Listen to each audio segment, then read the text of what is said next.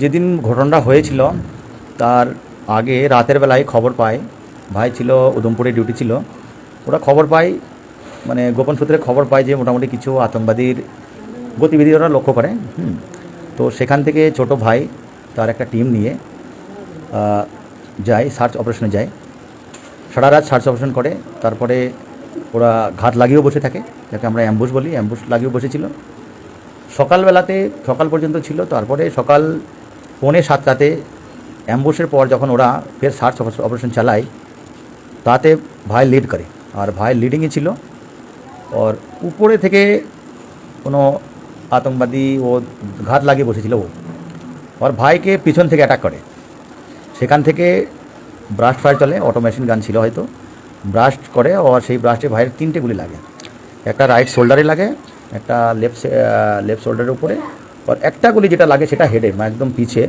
সেই যখন পিছে ওইটা লাগে ওটা হেড শটে, আর ওই গুলি সোজা বার হয়ে যায় চোখ দিয়ে, বাঁয়ে চোখ দিয়ে বার হয়ে চলে যায়।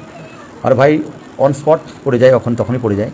ভাইকে ওর যে টিম ছিল ফার্স্ট এড দিয়েছিল, ফার্স্ট এড দেওয়ার পর হেলি ডিমান্ড করে, সঙ্গে সঙ্গে হেলি আসে, হেলি নিয়ে ওকে উধমপুর কমান্ড হসপিটালে নিয়ে যাওয়া হয়। সেখানে ডাক্তার ওকে মোটামুটি নিতে বসেছিল।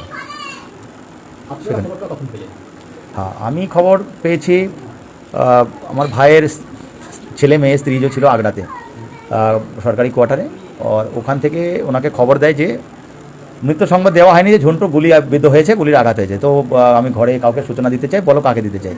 তো ভাইয়ের স্ত্রী ভাই ছোটো বউ এই কথা বলেছে যে আমার ভাসুর আছে, বর্দা ওখানেই আছে, শ্রীনগরে আছে কোথাও, তো আমি বর্দার নাম্বারটা নিয়ে দিচ্ছি। তো বর্দার আমার নাম্বারটা মিসেসের সাথে নিয়ে, কারণ ওখান থেকে আমার যে নাম্বার ছিল ওখান সেই নাম্বার চেঞ্জ হয়ে যায় নেটওয়ার্কের খাতে, তো ফের এখানে নাম্বার দিয়ে দেয়। তো বললো তোমাকে একটা আননোন নাম্বারে কল আসবে, দেখবে তুমি নাম্বার তোলো না, তো দেখবে একটা আননোন নাম্বারে কল আসবে, তুমি অ্যাটেন্ড করো। তারপরে মোটামুটি এই 10টার দিকে আমাকে আননোন নাম্বারে কল আসে, জিজ্ঞাসা করলো, আওয়াজ আসলো, আপনি রফিকুল শেখ বলছেন? বললো ইয়েস। ঝন্টু শেখ আপনার ভাই? হ্যাঁ। তো ঝন্টু শেখের গুলি লেগেছে, গুলিবিদ্ধ হয়েছে, আর সোজা হেডশট হয়েছে। আর আমরা উধমপুর হসপিটালে নিয়ে যাওয়ার পরে ডাক্তার বাঁচাতে পারিনি, বাস মানে আমার डेथ है। मैंने এটা বললাম যে ভাই सॉरी सर, नाम पूछा, मैं बोला मैं सूबेदार हूँ। तो बोला सॉरी साहब, बस इतना ही हुआ, अभी हो सकता अभी देख लो, आप आ जाओ।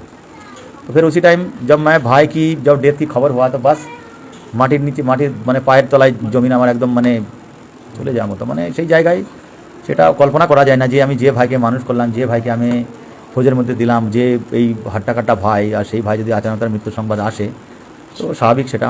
তখন আমি ওখান থেকে আমি সোজা কোম্পানি কমান্ডারকে, তারপরে সিওকে কল করে, সিও বললো সব তুরন্ত এই মাত্র তুমি ডাউন হয়ে যাও, ভাইয়ের কাছে চলে যাও, ঠিক আছে তুমি চলে যাও, আমি অন্যজনের আমি রিপ্লেস করে দিচ্ছি।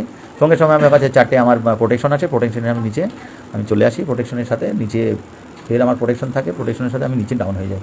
সিও সাহেবের আমাকে ডাউন করে দেয় সোজা সিভিল গাড়িতে জম্মু হসপিটালে। আমাকে একটা জিজ্ঞাসা করলো যে সব কোথায় আছেন, সব প্রথম আমি জিজ্ঞাসা করলাম যে উধমপুর হসপিটাল আছে, তারপরে ফের আমি জিজ্ঞাসা মানে আমাকে মানে জানা হলো যে सतबाड़ी जो हॉस्पिटल है, मिलिटारी हॉस्पिटल है, भाई के ওই জায়গায় রেফার করেছে। আর ওখান থেকে ঘরের জন্য সতবাড়ি এয়ারপোর্ট থেকে কলকাতার জন্য রওনা হয়ে আপনি চলে আসেন সতবাড়ি। আমি ওখান থেকে ভাই ছিল প্যারাশুট রেজিমেন্ট সেন্টার, এই রেজিমেন্ট প্যারাশুট রেজিমেন্ট, যাকে আমরা আম ভাষায় বলি যে প্যারা টুপার, আমরা দেখেছি প্যারা কমান্ডো, যারা ওই ড্রপ করে, যারা মোটামুটি এয়ার ড্রপ করে। অ্যাকচুয়াল ভাই প্রথমে যারা হয় ও প্যারা টুপারই ছিল, প্যারা টুপার থেকে হাবিলদার র্যাঙ্কে এসেছে ভাই।